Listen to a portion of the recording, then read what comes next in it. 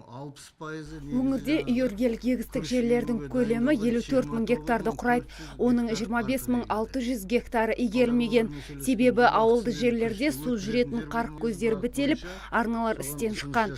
Мәселеге зерделеу жүргізген мамандар арнайы жиын өткізіп, қалыпқа келтіру бойынша әкімдіктерге ескерту жасапты.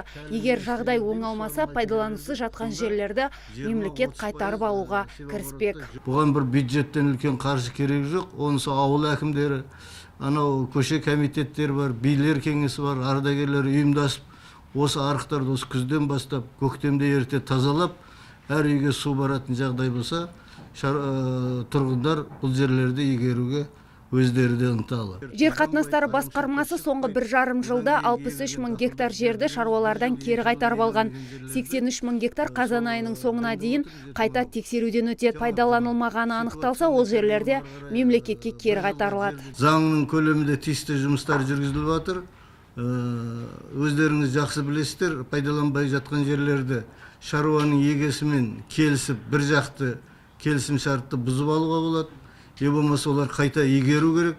Үшінші жағдай нұсқама береді, ескерту, сөйтіп 1 жылдан кейін қайта тексеру ұйымдастырып, ауыл шаруашылық жерлерін мемлекеттің арнайы жер қорына қайтарады.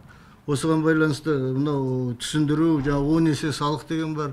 Солар шаруаларға түсірудің нәтижесінде 63.800 гектар жер аудан қала әкімдігі тарапынан мемлекеттік меншілігіне қайтарылды. Сондай-ақ қазір жергілікті әкімдік жер үйлерден гөрі көп қабатты тұрғын үйлер салуға басымдық берген. Себебі онсыз да Шымкенттегі баспаналардың 70% жер үйлерден тұрады. Аймақта жер кезегінде тұрғандардың саны 212 мың адамды құрайды. Түбегейлі берілмейді деп айтуға болмайды, бірақ бағыт жаңағы көп қабатты үйлерге бұрылып жатыр. Себебі мысалға Түркістанда 28 мың абонент бар екен.